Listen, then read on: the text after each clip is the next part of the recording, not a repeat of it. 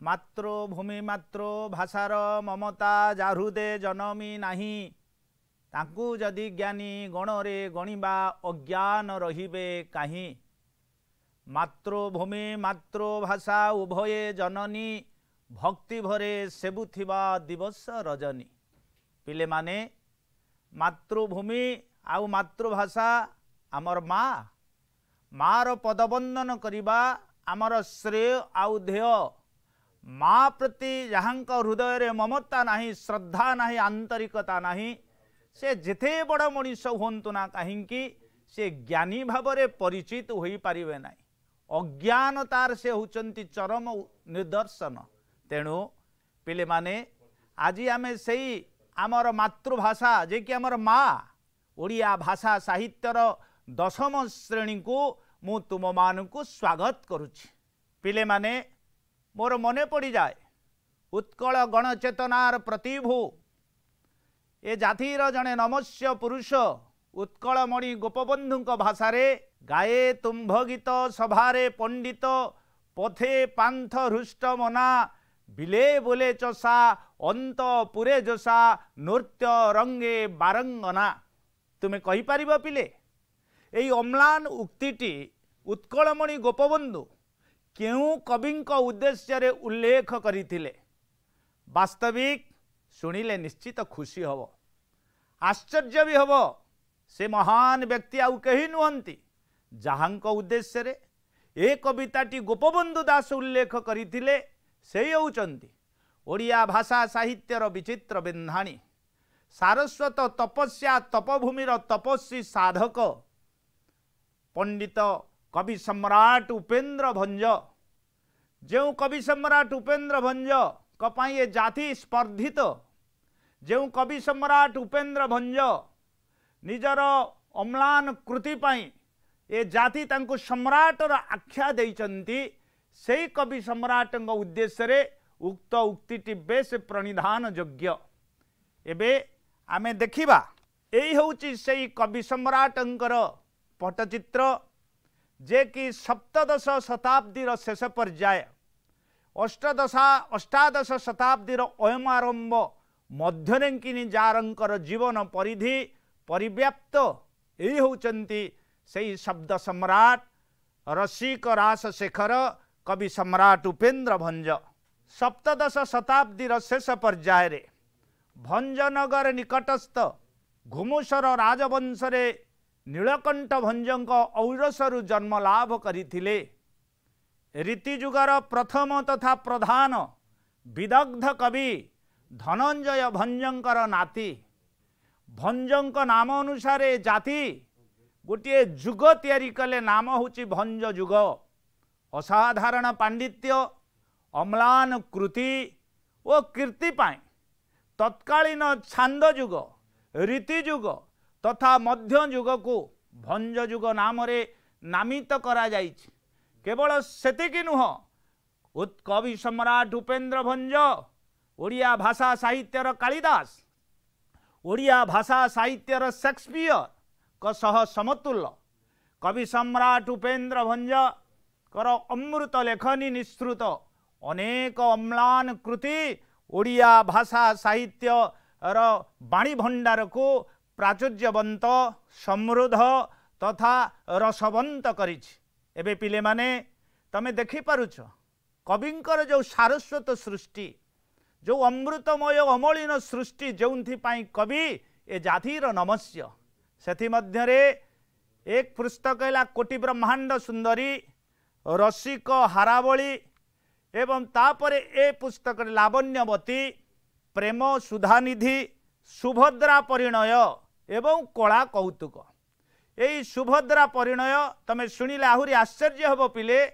सुभद्रा परिणय को अनुप्रास रे कवि लिखिछन्ति, अर्थात प्रति अक्षर आरंभर शब्द रे किनी से संगीत रचना करिछन्ति, ताहा होछि सुभद्रा परिणय। एवं जो कला कौतुक आद्यरे क प्रांतरे क, तेणु क अनुप्रास रे एक ग्रंथटी लिखिछन्ति जार नाम होचन्ति कला कौतुक।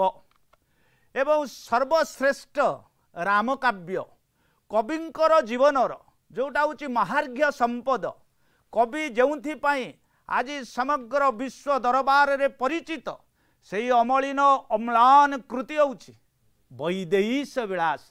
यह गोटे राम काव्य रामायण प्रति ए जातिर हृदय रे एक स्वतंत्र स्थान निरूपित होइछि। रामायण हूँ आम जीवन वेद जीवन वेद जो जीवन वेदर कथावस्तु घटना प्रवाह को उपजीव्य करी कवि सम्राट उपेन्द्र भंज एभली एक विशाल रसाल काव्य वैदेहीश विलास रचना करिछन्ति। वीरवर उप इंद्र भंज मोर नाम बारे बारे से बारे मो नाई सीताराम विचित्र कवित्व मार्गे प्रसरीला बुद्धि विरचिली रामायण एमो बड़ सिद्धि जे। पिले माने राम तारका परसादे मोहर कवि पण उदे राम मंत्र उच्चारित करी नयागढ़ जिला निकटस्थ ओडगाँर रघुनाथ मंदिर रे अध्या पड़ी कवि सम्राट उपेन्द्र भंज हृदय रे कवित्वर स्फुरण घटिला। ये हूँ तांकर ए निजर स्वीकारोक्ति से भंजंकर श्रेष्ठ काव्य यही हूँ वैदेहीश विलास। आमे टिके देखिबा जो वैदेहीश विलास काव्य कवि सम्राट उपेन्द्र भंजंकर श्रेष्ठ काव्य ताहा ब अनुप्रास रे लिखित एक श्रेष्ठ काव्यकृति। पिले कहि परिबो अनुप्रास कौन कहीं अनुप्रास एठारे व्यवहार करा जाइछि। अनुप्रास कहिले गोटे व्यंजन मन आद्यरे हेउ बा प्रांतरे हेउ बा मध्यरे हेउ बारंबार उच्चारित हेबा को एहाकू ब अनुप्रास बोली कहंती। देखिबो एई कवि सम्राटंकर एई जो वैदेहीश विलास एमुंडु सेमुंडु जाए खाली ब ब ब ब प्रथमे पद लिखिले बंदई दिन बांधव हरि जेतम चक्र खंडनकारी सदा कमला नंद विस्तारी स्वभावे इन जे। वाल्मीकि व्यास कवि जहिरे महाकाव्य जे रचना करे महानाटक बात सूतरे हेले रचित जे। तेणु खाली ब पिले माने आहुरी ब उपरे अनेक कथावस्तु आमर दृष्टिगोचर हुए। ब अक्षरटी गोटे सबुठारु एवं शक्तिशाली पवित्र अक्षर। भारत वर्षर दुई जन कवि होउचंती बरे व्यास बरे वाल्मीकि। भारतर कालिदास जे के होउचंती आपणकर सुंदर भाव रे लिखिले रघुवंश ब अक्षर रे बागार्थ विव संपृक्त बागार्थ प्रतिपते। सेही बड़ी न्याय रे संत तुलसी से मध्य ब अक्षर रे रामकाव्य लिखिले जोटा हूँ आपणकर अति सुंदर अमलिन काव्य वर्णानां अर्थ संघानां रसनां छंदसामपि। सही न्याय रे ओडिशार शेक्सपियर कवि सम्राट ब अनुप्रास रे 52टी छांदरे ए काव्य रचना करिसेंती। आमर दशम श्रेणीर पिले जो आलोच्य प्रसंग आज राघवंक लंका यात्रानुकूल ताहा 40तम छांदरु आनीत एवं ए जो 40तम छांद तुम माने देखि पारुछ। यही 40तम छांदरे जो कथावस्तु को उपजीव्य करी जो कथावस्तुर विस्तृत वर्णना आमर दृष्टिगोचर होए। सेथिरे घटना प्रवाह त्रिपुर विजयी रावण द्वारा अपहृता सीता को उद्धार करिबा पाई राघवंक मनर जो व्याकुलता आकुलता एथिरे सुंदर भाव में वर्णित होइछन्ति। केवल सेतिकी नुहे समुद्र रे सेतु बांध निर्माण करिवार अपूर्व कला कौशल ताहा भी वर्णित होइछि। तत्संगे संगे रावणर भातृप्रीति दशग्रीव रावणर सानुज विभीषण प्रति ता हृदयर जो अनाबिल स्नेह जो श्रद्धा जो भातृप्रीति प्रेम संप्रीति ताहा मध्य ए कवितार जीवंत आलेख्य। एति सहित त्रिपुर विजयी दशग्रीव रावणर जो सुंदर भाव में वर्णना करा जाइछि तार जो कूटनीति जड़े कूटनीतिज्ञ भाव में रावण बेस चर्चित आलोचित तथा समालोचित मध्य से कूटनीतिर निखुण चित्र यही 40तम छांदरे जहाँकि राघवंक लंका यात्रानुकूल वर्णना करा जाइछि। पिले माने प्रथम शब्दटी आमे नबा राघव। काहींकि रामंकर अन्य एक ना राघव हेले ना रघुवंश रे जात होइथिबारु तांक ना होउछन्ति राघव। सूर्यवंशर जने राजा थिले नाम होउछि दिलीप। दिलीपंकर गोटे पुओ थिला नाम होउछि रघु। आ रघुंकर जो दानशीलता जो प्रजावत्सलता एवं जो राजनीति एभली भावरे समग्र भारतर आर्यावर्त को जहां प्रशंसा प्रशस्ति रे समग्र आर्यावर्त शतमुख है से से वंश अर्थात सूर्यवंशर नाम परिवर्तन करा जाई रघुवंश भावरे नामित करागला। आउ सेई रघुवंश रे जात हेले किए ना रघुंक दिलीपंक पुओ रघु। रघुंक पुओ होचंती अज। अजंक पुओ हेले दशरथ एवं दशरथंक पुओ हेले राम। आउ राम सेई रघुवंश रे जन्म होइथिबारु तांक ना होची राघव। एवं राघवंक लंका यात्रानुकूल। लंका कहिले आधुनिक भाषा रे जहाकू तमे माने श्रीलंका बोली कहूछ। गोटे द्वीप जो द्वीप थिला तत्कालीन पौराणिक जुगरे आपण दशग्रीव रावणर जोटा होची राजधानी त्रिपुर विजय जहाँकि वर्तमान भारत महासागर मध्यरे किनी से द्वीपटी अवस्थित। से लंका को यात्रायुक्त अनुकूल समाने यात्रानुकूल अर्थात राम लंका को यात्रा करिवार अनुकूल पर्व आरंभ करिसेंती। एवं जो अनुकूल पर्व आरंभ करिसेंती से संपर्क रे एई 40तम छांदरे कवि सम्राट उपेन्द्र भंज अत्यंत मार्मिक मर्मज्ञ भावरे विस्तृत भावरे वर्णना करिसेंती। सेइथिपाई एई दशम श्रेणीर एई प्रसंगटीर नाम होची राघवंक लंका यात्रानुकूल। पिले माने आमे से रामायणर कथावस्तु को निश्चित भावरे आगको जिबा किंतु एथिरे व्यवहृत होइथिबा केते गुडिये कठिन शब्द संपर्क रे आमे अवबोध होबा दरकार।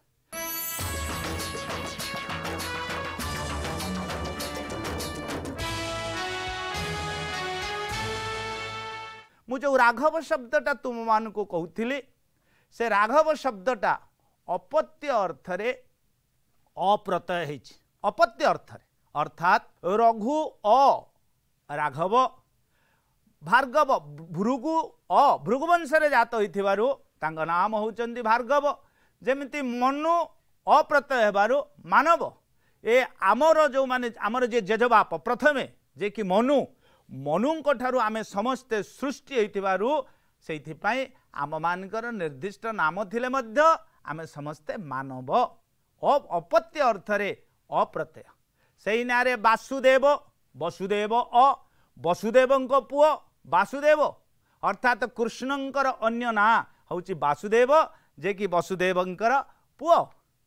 एवं आउ केते गुडिये शब्द आमर दृष्टिगोचर हुए। सीता सीता होचंती जानकींकर अन्य नाम। पिले माने तमे जानिच सीतांकर 6टी ना रहिछि एवं जो 6टी ना होइछि बुझिब पुणी सहजे बहे सढ़ नाम सेजे वैदेही मैथिली पार्थवी जानकी योजनगंधा सीता जे।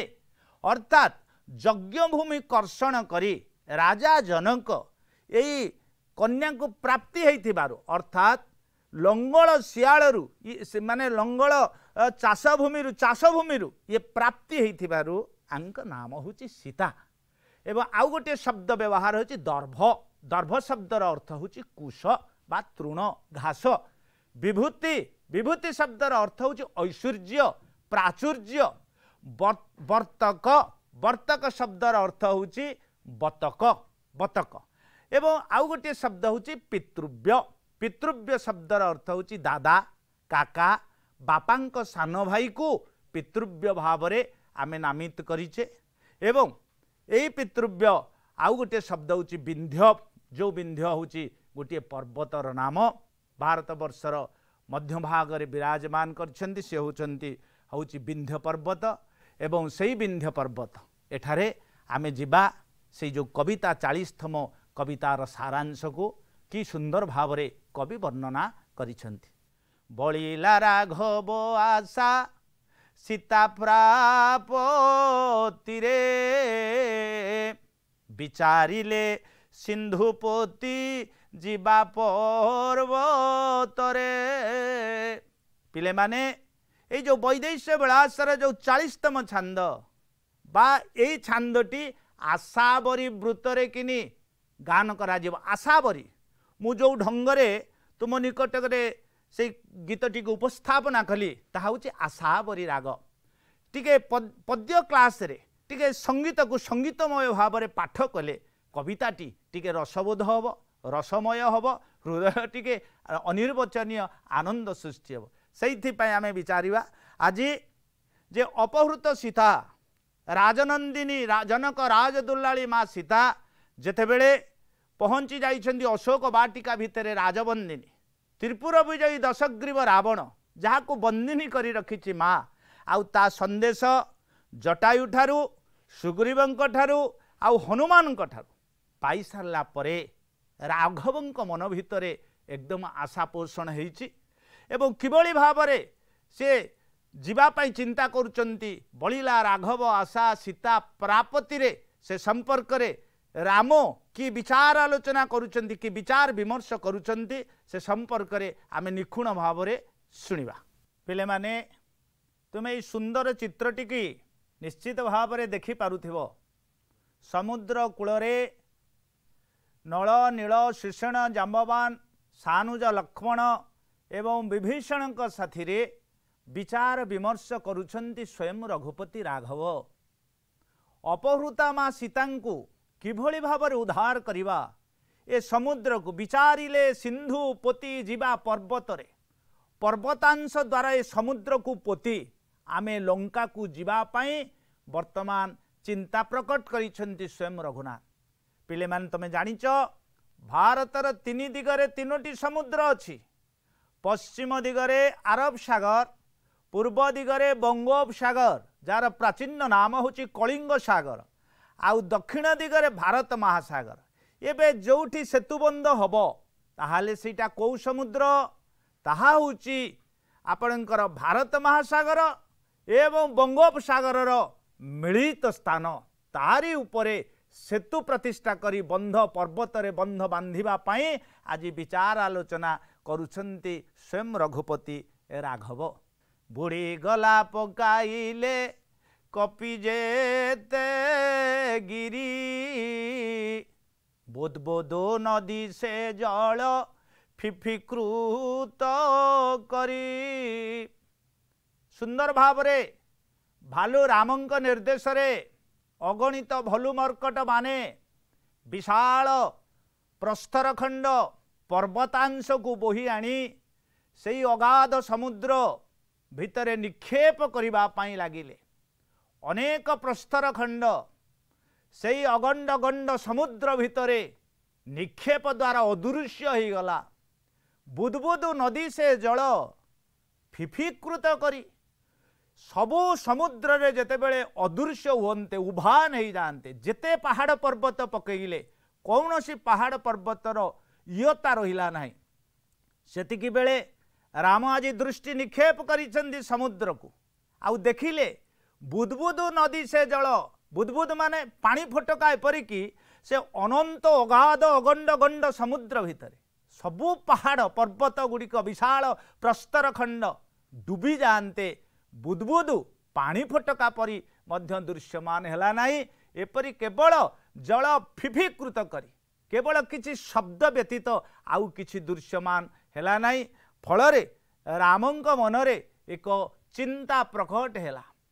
प्रभु केवल ए दृश्य देखिकी विस्मित हेलेनी बरं विस्मय रे विस्फारित हो गला नेत्र जुगल। प्रभु चिंता कले जेभली गोटे शुभ कार्य प्राणवल्लभी सीता को मु उद्धार करी केमिति एभली एक अलंघ्य सिंधु को लंघन करी केमिति चिंता प्रकट करी करी प्रभु मने मने आज विचार आलोचना करुछंती जे प्रकृत रे एई समुद्र रे जे राजा नाम होची वरुण जहांक अन्य नाम होची मेघनाद से प्रसन्न नहेला पर्यंत से कृपा दृष्टि रे न चाहिला पर्यंत मु एभली एक दुर्लंघ्य सिंधु को लंघन करी जिबा कदापि कुत्रापि संभवपर नुहे। तेणु पिले माने तुमे गोटे सुंदर चित्र आज देखुथिब जे समुद्र कूल रे प्रभु आज बसिछंती। कोउथिरे बसिछंती? विस्मयी निश्वास तेजी वरुण प्रसन्ने विनाशन रे शयन से दर्भ शयने। भगवान राम आज समुद्र मेघनाद निकटरे अत्यंत विनम्रतार सहित अनशन करिसंती, उपास व्रत आचरण करिसंती। प्रभु आज समुद्र कूल रे बसिछंती। केमिति बसिछंती? कुशासन रे दर्भ शयने। दर्भ शब्दर अर्थ होची कुश। राजा वरुण मनरे प्रसन्नता सृष्टि करिवा पाई आज प्रभु कुशासन रे बसिछंती। पिले तमे से चित्रटी की देखुथिब समुद्र किनारे राम बसिछंती, कुशासन रे बसिछंती। आउ तांकर वाम पार्श्व रे दंडायमान होइछंती सानुज लक्ष्मण। आउ पृष्ठ देश रे पृष्ठ भाग रे दंडायमान होइछंती माने रावणर सानुज जे कि होउछंती विभीषण, हनुमान एवं अन्य माने। तेणु वरुण को प्रसन्न करिवा पाई प्रभु कुशासन रे बसी सारला परे कथा प्रसंगर गति आउ एक दिग को प्रवहमान करिसंती कवि सम्राट उपेन्द्र भंज। त्रिपुर विजयी दशग्रीव रावण जे कि लंका कटकर सम्राट, जे कि लंका कटकर राजा, से आज विचार आलोचना करुचंती।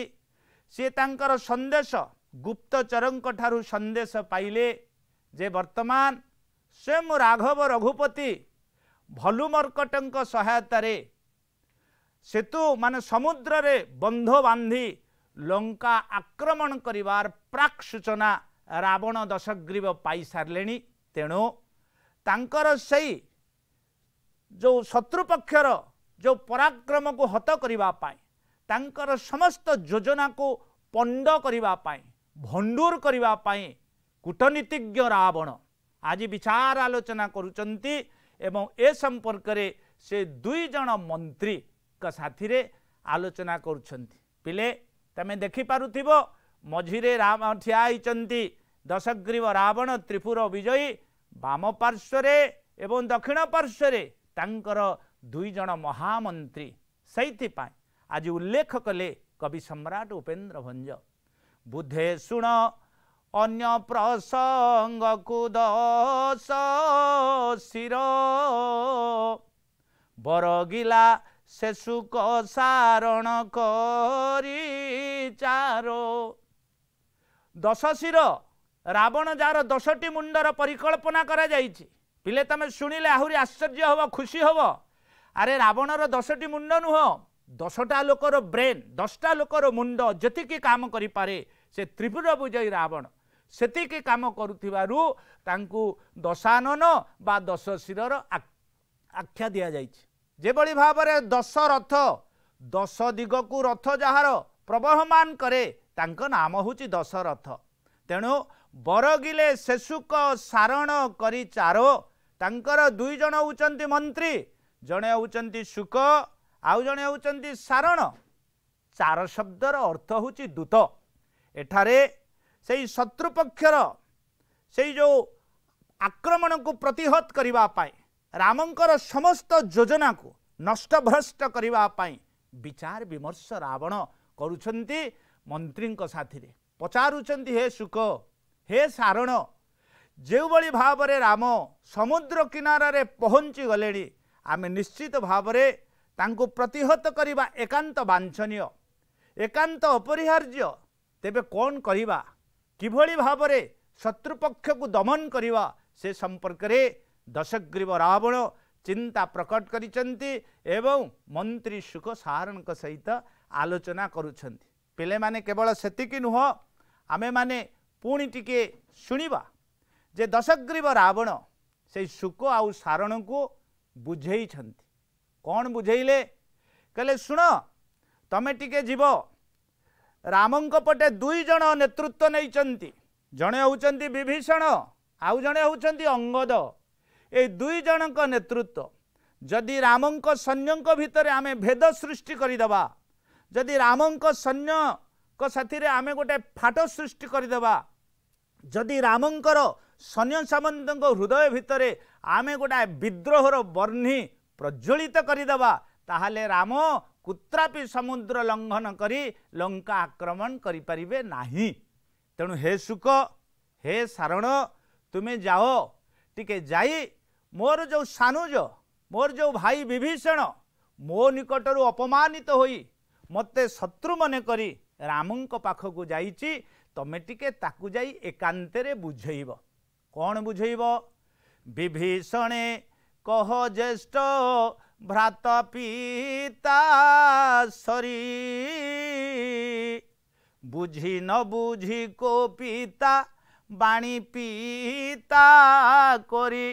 कहला हे सुख टिके मो सान भाई की कहब अरे बड़ भाई होउची बाप समान पिले यही जो विषय राघवंक लंका जातनानुकूल से जातनानुकूलर ये होउची श्रेष्ठ वार्ता यही काव्यांश यही कवितार आम ये होउची श्रेष्ठ वार्ता ये होउची श्रेय आम जे ज्येष्ठ भ्राता पिता सरी अर्थात बड़ भाई होउचंती बाप समान बड़ भाई को पिता तुल्य ज्ञान करा जाए आम परिवार भितरे केवल विभीषण को कह अरे बड़ भाई होउचंती बाप समान मु जने बापा हिसाब रे ज्येष्ठ भ्रात हिसाब रे रागी जाई गालीमंद करी किछि आघात पदाघात करिछि तेणु ताकू मनरे कौनसी प्रकार दुख न भाविबा पई तुमे जाई टिके विभीषण को एई कथा बुझाओ।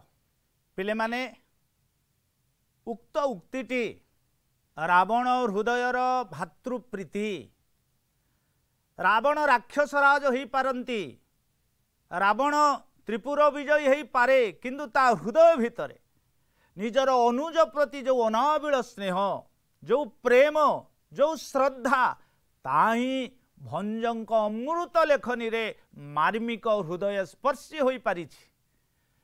निश्चित भाव रे आम संस्कृति रे केवल जे दशानन संस्कृति रे दशानन रावणंकर से लंका कटकरे बड़ भाईटा बाप समान ता नुहे देखिब दशरथंकर संस्कृति अयोध्यार संस्कृति रे बड़ भाई होची बाप समान सेइथि पई कहा जाइछि तात तुम्हारी मातु वैदेही पिता राम शब भांति सनेही राम होचंती बाप समान पिता समान तांकु सही सम्मान देवा दरकार। एवं आम उत्कलीय संस्कृति रे पिले माने जगन्नाथ संस्कृति रे मध्य बड़ भाई को सही सम्मान दिया जाए बलभद्र होचंती ज्येष्ठ भ्रात आउ आमर प्रतिटी घरे घरे ओडिया घरे घरे बड़ भाई को श्रेष्ठ सम्मान दिया जाए। सेइथि पई पिले तमे तो जानिच आमर मार्गशीर मासरे जो अष्टमी पड़े ता ना होची प्रथमाष्टमी जो दिन बड़ भाई को धूप दीप दुब बरकोली पत्र फूल देकी पूजा करा जिबार एक परंपरा एक स्वर्णाभ संस्कृति आम उत्कलीय चेतना रे परिपुष्ट हेइछि।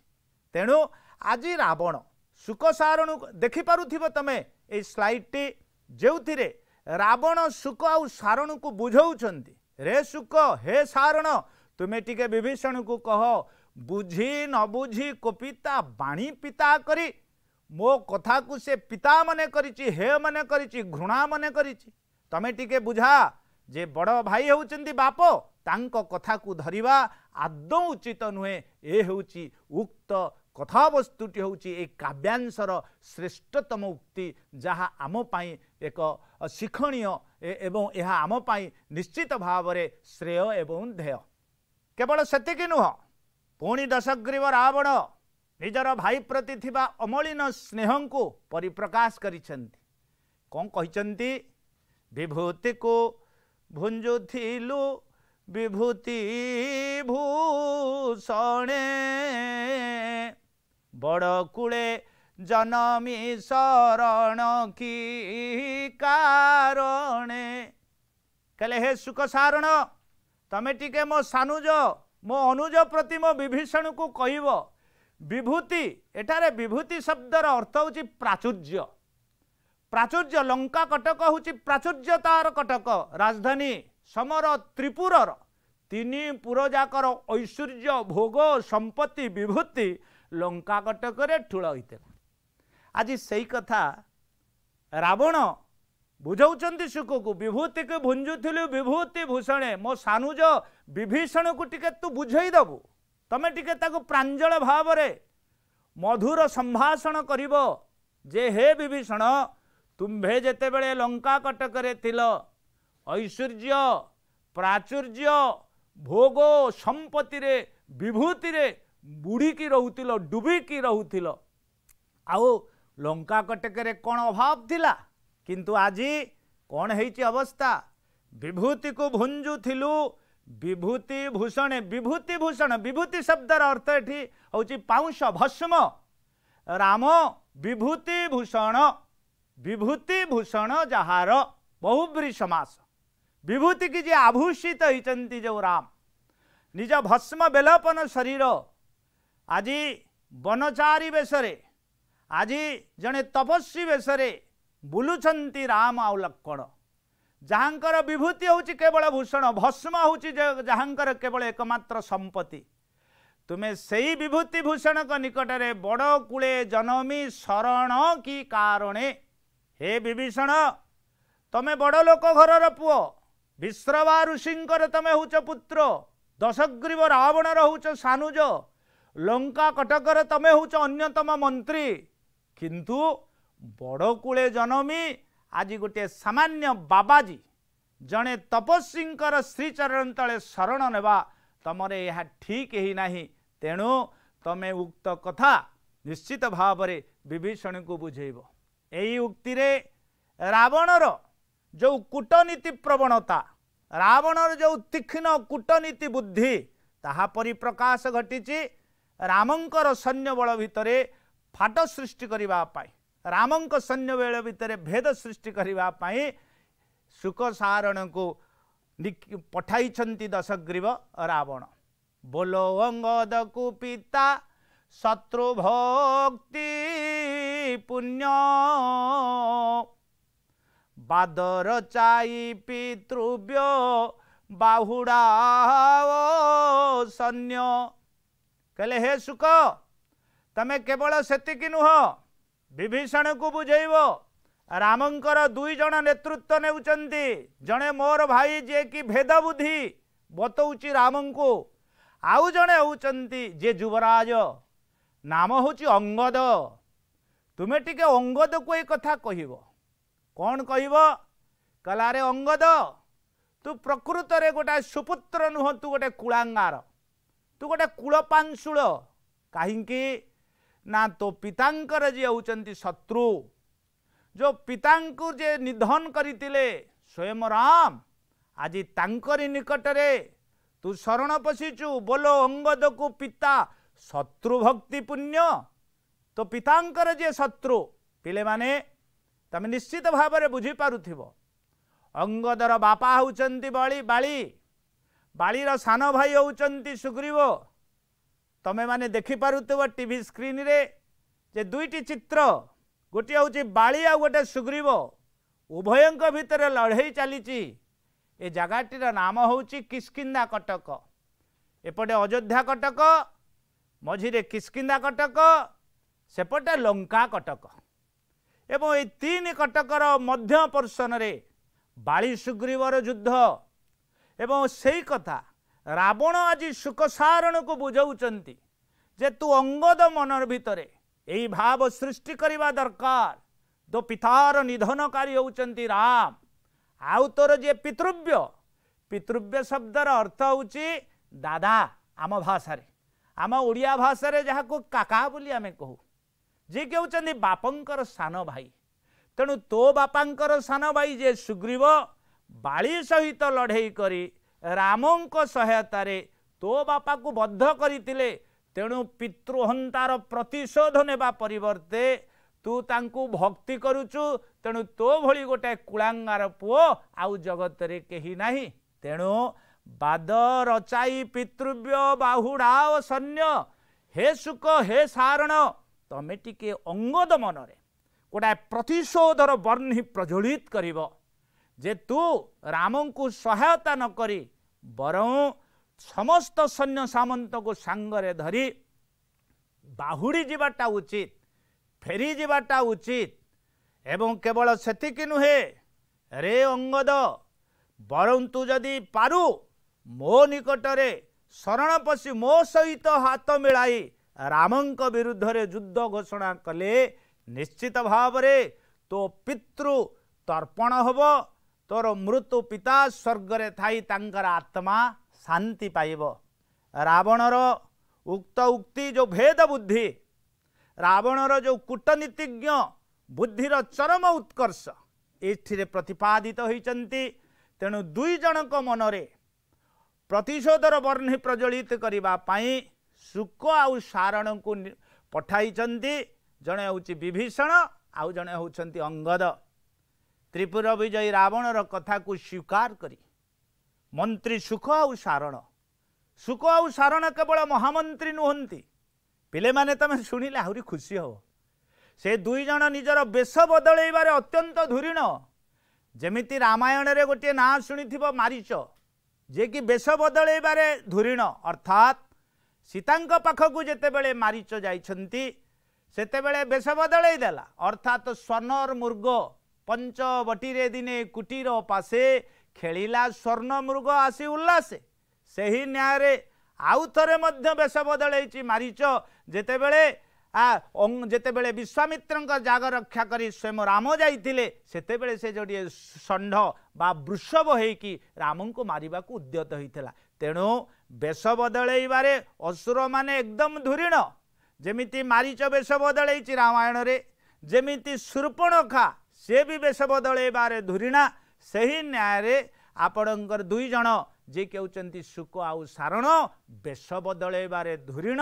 टेंटेई पक्षीर बेश धारण करी बर्तक प्राय अर्थात बतक भलिया राब करी करी बेश बदलई रामंकर शत्रु जो सैन्यक साथी रे जो समुद्र किनारा रे उपवेशन करुथिले तांक निकटरे पहुंची अंगद आउ विभीषणक साथी आलोचना करिबा आरंभ करिसंती।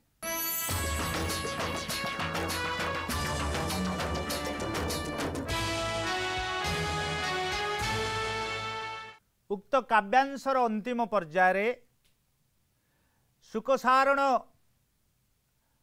रामंकर सैन्यबाहिनीस्थ विभीषण एवं सुखसारण साथी रे भेट हो सारा पर प्रत्यावर्तन करी निजर अनुभूति और अनुभव को दशग्रीव रावण निकटरे बखाणी बसुछंती एवं बखाणी बसी आरंभ कले कथा। रावण पचारिला कौन सबु घटना घटी? कहले शुणंतु हे सम्राट, बाहुडी रावणे कही शुण देव रिपु, बोइला अनुज जीवी सीतांकु समर्पु। सुखसारण कहले हे सम्राट, आमे जेतेबेले विभीषण को साथी रे कथा हेलु से आज गोटिए उक्ति गोटिए शर्त बखाणी चंदी, गोटिए शर्त बाड़ी चंदी। बाहुडी रावणे कई शुण देव रिपु, देवता मानंकर रिपु, षष्ठी तत्पुरुष समास देव रिपु। एटे देवरूपु कहले रावण को ही केवल बुझाए। 33 कोटी देवतांकर जे शत्रु चरम शत्रु से होची देवरूपु। कहले हे देवरिपु, विभीषण आपणक कथा शुणी सारिला परे गोटिए वार्ता आपणक निकट को आम हाथ रे प्रेरण करिचंती। बोइला अनुज जीवी सीतांकु समर्पु। आपण जदि निस्सर्त क्षमा प्रार्थी हेबे रामंक निकटरे, रामंकर प्राणवल्लभी मां सीता जहांकु आपण अशोक बाटिकारे राजबंदिनी करी रखिचंती, तांकु जदि नहीं सेई श्रीरामंक श्रीचरण तले समर्पी देबे ताले निश्चित भाव रे सान भाई विभीषण आज आपणक निकट को प्रत्यावर्तन करिवो। एही होउची तांको हृदयर अनाबिल अभिव्यक्ति। सुखसारण ठारू उक्त उक्ति सुनिला परे विमर्श बदन रे रावण पचारिचंती। तेबे अंगद कथा बखाणीचंती। कहले शुणंतु आमे जेतेबेले आपणक वार्ता को अंगदंक कर्णपात करइलु सेतेबेले भयंकर क्रोधान्वित होई एभली भावरे शक्त चापुड़ा प्रहार कला अंगद। केवल धर्म बलरू केवल ईश्वर आशीर्वाद रू आमे बंची गलु। हे राजा आपण शुणु अंगदर एभली पराक्रम्य एभली प्रचंड शक्ति जार चापुड़ा घात रे जार वज्र प्रहार रे मते लागिला जदि विंध्य पर्वत रे ए चापुड़ाटा बाजी थांता चूर्ण विचूर्ण हो जाई थांता। केवल सेतिकी नुह पातालगामी मध्य होई थांता विंध्य पर्वत। जो विंध्य पर्वत सूर्यंकर गतिपथ को प्रतिरोध करुतिबारु सूर्य देवता अपमान अनुभव करुचंती एवं सही शक्त चापुड़ारे विंध्य पर्वत पातालगामी होइतिले सूर्य देवता बहुत खुशी होइतांते। किंतु सौभाग्यवशत धर्मवशत आमे बंची गलु। युक्त उक्ति सुनी सारला परे रावण मनरे गभीर क्षोभ रावणंक मनरे गभीर आघात होइछि एवं तापरे कथा प्रसंग को बदलई पचारिला हे शुक रामंकर सैन्य संख्या आकलन करिछ कि? कहला हाँ रामंकर केते सैन्य? कहला नील समुद्र गर्भरे जेतिकी शंख दृष्टमान एवं परिदृश्यमान होउचंती सेतिकी संख्य ता माने अकलन संख्य अकलन भालु मांकड़ मान को सांगरे धरी युद्ध पाई प्रस्तुति पर्व आरंभ करिसंती राम। पुनराय पचारिले एहा कोन संभव कि? कहले निश्चित संभव। वर्तमान राजा वरुण को प्रसन्न करेबा पाई राम आज कुशासन रे बसी अनशन करुचंती एवं वीर पराक्रमशाली रामंकर सैन्य बाहिनी लंका कटक को आक्रमण करिबा पाई प्रस्तुति पर्वर अयमारंभ घटिछि। शेषरे कथार मार्मिक ताकू अनुभव करी रावण ताच्छल्य भावरे हेय भावरे शुकसारण को कहिले एहा केबे हेले संभव हेई पारिबो नाही। सामान्य भालु मांकड़ माने जो माने आमर आहार सामान्य भालु मांकड़ माने जो माने होउचंदी पलातक सेमानक साहाय्य रे सेतुबंध बांधी लंका कटको आक्रमण करिबार एक दुर्बार अभिलाष रामंकर दिवास्वप्न हो जीव। मु जानिछि राम गोटे हीन पराक्रमी हीन गोटे पराक्रम जहार से होछि हीन पराक्रमी मध्यपदलोपी कर्मधार समास। तेणु से हीन पराक्रम राम कस्मिन काले कुत्रापि केबे हेले लंका कटक को आक्रमण करिबा संभव हेबो नाही। तेणु सुतरां शुकसारणंक ठारू सुनिला परे रावण मन भितरे भीति संचारित होइछि। रावण अनुतप्त होइचंती। रावण मनरे नानादि संदेहर कुहेलिका सृष्टि होइछि। सेही रावण मने मने विचार करुछि किभली भावरे एही जो रामंकर जो प्रचंड आक्रमण को किभली प्रतिहत करा जाई पारिबो सेही कथा को मने मने चिंतन करुछंती। पिले माने तमे निश्चित भावरे देखि पारुथिबो जे अशोक वाटिकार चित्र अशोक वृक्ष मूल रे राजनंदिनी राजदुल्लाली जानकी माँ आज अश्रुसिक्त नयन रे उपवेशन करिसंती विषन्न मानसरे एवं पाखरे दंडायमान होइछि देवरिपु दशग्रीव रावण। अपूर्व से शोभा अशोक वाटिका जो वाटिकार प्रवेश कले मनीष निजर शोक भूली जाए निजर दुख भूली जाए ता नाम होछि अशोक। किंतु अशोक बाटिकार अशोक वृक्ष मूल रे बसी माँ शोक करुथिबारु एहा अशोक हेले मध्य प्रकृत रे एहा होछि गोटे शोकोर वन। आज गोटे शोकोच्छ्वास करुचंदी माँ आउ तांक निकट रे दंडायमान होइछंती दशग्रीव रावण जे कि माँ को नाना कटुक्ति नाना को भर्त्सना करी माँ को मन रे आघात दउछंती। तो सुतरां आजिर एई जो कथा प्रसंग रे प्राणवल्लभी जनक राजदुल्लाली प्राण प्रिया सीता को उद्धार करने रामଙ୍କ मनरे जो चिंता जो आशा जो विश्वास ताहा उक्त काव्यांशरे अत्यंत मधुर मनोज्ञ मंजुल भाव वर्णना करा जाइछि एवं जो कविता को पाठ करी जो कवितार काव्यांशर आलोचन तमे माने निश्चित टिके प्रीत होइथिबो ए विश्वास मु रखुछि। तापरे आमे चली जिबा अन्य एक कथा प्रसंग को जहा होछि जे पिले माने तमे जेतिकी सुनिल एबे तुम मान को मोर तीनोटी प्रश्न अछि तार उत्तर तमे निश्चित भाव में यथार्थ भाव में देव।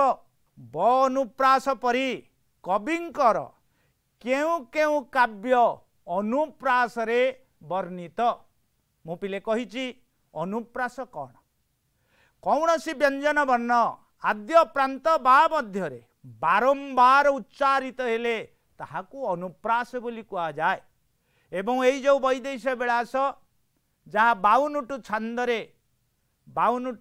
छांदरे विभक्त करा जाइछि ता एमुंडु सेमुंडु पर्यंत केवल ब अनुप्रास ब अक्षर लेखा जाइछि। तेणु मोर तुम मान को प्रश्न सही परी कवि सम्राट शब्द सम्राट उपेन्द्र भंजंकर क्यों काव्य ताहा अनुप्रास रे गोटे काव्यर ना पिले मन रख टिपिकी भी रख ताहा होछि सुभद्रा परिणय जहाँकि अनुप्रास रे लिखित एवं आउ गोटे ग्रंथ जहाँ होछि त्रैलोक्य मोहिनी केवल अनुप्रास रे लिखित एवं आउ गोटे काव्य ताहा होछि तुमर कला कौतुक आद्यवर्ण क प्रांतवर्ण मध्य करे आरंभ करे शेष आउ एभली कवि जन्म हेबेनी पिले ए जातिर जे स्पर्धित उच्चारण कवि सम्राट उपेन्द्र भंज ए जातिर ओडिया को हृदय सिंहासन विमंडन करिसंती जे कि सब शब्द समुद्र को पार होइसंती। तेणु एई अनुप्रास रे ब अनुप्रास रे वैदेश विलास क अनुप्रास रे कला कौतुक स अनुप्रास रे सुभद्रा परिणय त अनुप्रास रे त्रैलोक्य मोहिनी काव्य कविता रचना करिसंती। द्वितीय प्रश्न अन्य केउ कवि अनुप्रास रे काव्य रचना करिसंती केउ कवि सेई रीतियुगीय अन्य जणिए कवि जणे होउचंती वैष्णव कवि भक्त कवि जहाँकर नाम होछि दीनकृष्ण जे कि जन्म लाभ करिथिले बालेश्वर जलेश्वर रे बालेश्वर जिलार जलेश्वर सेई जे हो दीनकृष्ण तांकर जो रसाळ काव्य से काव्यटीर ना होउचंती से काव्य होउची ताहा होउची क अनुप्रास रे लिखित रसकल्लोळ एमुंडु सेमुंडु जाए खाली क अक्षर लिखिचंती। तेणु ता क अनुप्रास रे रचना करा जाइछि सुंदर भाव रे कृष्ण नाम रे पाप खेय जेते क करी न पारे पापी पाप तेते खाली क अक्षर लिखिचंती क अनुप्रास रे। एवं आउ जने कवि सेई बालेश्वर जहाँ नाम होछि ब्रजनाथ बड़जेना जो ब्रजनाथ बड़जेना आज लिखिछंती गोटे काव्य ताहा होछि अंबिका विलास ताहा अनुप्रास रे लिखिछंती एवं अनुप्रास रे अंबिका विलास लिखिछंती। तृतीय प्रश्न को आमे जिबा ताहा होछि बड़ भाई पिता समान एहा अन्य केउ संस्कृति रे प्रचलित बड़ भाई प्रकृत रे ज्येष्ठ भ्राता होचंती पिता पिता शब्दर अर्थ होछि पालनकर्ता जे पाले पोषे एवं सेई बड़ भाई होचंती घरर मुरबी घरर पिता समान सेई पिता समान अन्य केउ संस्कृति रे प्रचलित मु तुम मान को आगुरु कहिछि टिके मने पकाओ ताहा होछि लंका संस्कृति दशग्रीव रावणंकर विचारधारा रे ज्येष्ठ भ्रात विभीषणे कह ज्येष्ठ भ्रात पिता सरी बुझी न बुझी बाणीता कोपी पिता करी बड़ भाई होचंती बाप समान ताहा लंका कटक संस्कृति रे दशग्रीवंकर विचार आलोचना रे एवं सेपटे दशरथंकर विचार आलोचना रे राम होचंती बड़ भाई पिता समान जगन्नाथ संस्कृति रे बड़देव जे कि होचंती बलभद्र भगवान से भी बाप समान पिता समान घरर मुरबी से रथ पिले आगे जाई थाए बलभद्रଙ୍କ रथ आगे टणा हब तापर सुभद्राଙ୍କ रथ तापर आउचंती जगन्नाथଙ୍କ रथ बड़ भाई को सम्मान दि जाए एवं आम संस्कृति रे आमर प्रतिटी घरे घरे पिले तुम बाप माँ को पचार घर जी बड़ भाई ताकू मध्य किछि संपत्ति अधिक दि जाए सम्मान दृष्टि घरर पिता समान गुंठे दिगुंठु जमी अधिक दि जाए बड़ भाई की कारण बड़ भाई श्राद्ध स्मृति तर्पण करिवार परंपरा विधि आम संस्कृति रे रही तेणु आम ओडिया संस्कृति रे मध्य बड़ भाई हूँ बाप समान से घरर प्रथम पुओ को अष्टमी दिन पूजा करा जाउथिबारु ता नाम होउछंती प्रथमाष्टमी। तेबे आमे शेष पर्याय को पिले जिबा शेष पर्याय रे आज आमे दीर्घ समय धरी दशम श्रेणीर जो ओडिया साहित्य सिंधु पुस्तकस्थ राघवंक लंका यात्रानुकूल को पाठ कले आलोचना कले पर्यालोचना कले समालोचना कले आज ये प्रसंग रे आम माने एतिक आम मानक हृदबोध हैला ए काव्यांशटी रामकाव्य वैदेश विलासर 40तम छांदरु आसीछि। एई ग्रंथर स्रष्टा ओडिया जातिर शब्द सम्राट ए जातिर मूर्धन्य प्रतिभा अगणित ओडियांकर जे होचंती हृदय सिंहासन विमंडन करिसंती से होचंती सारस्वत सम्राट कवि सम्राट उपेन्द्र भंजक द्वारा उल्लिखित रामायणर कथावस्तु को उपजीव्य करी अत्यंत विशाल रसाल ग्रंथ रचना करिसंती रामकाव्य जहाँकि ओडिशार एक गुप्त धन एवं ओडिशार प्राण ओडिशार होचंती संपत्ति ओडिया जातिर ये संपत्ति रामकाव्य ताकू वर्णना करिसंती। ए 52 छांदरु तुम मानक पई गोटे छांद को निया जाइछि ताहा होछि 40तम छांद जहार नामकरण करा जाइछि राघवंक लंका यात्रानुकूल।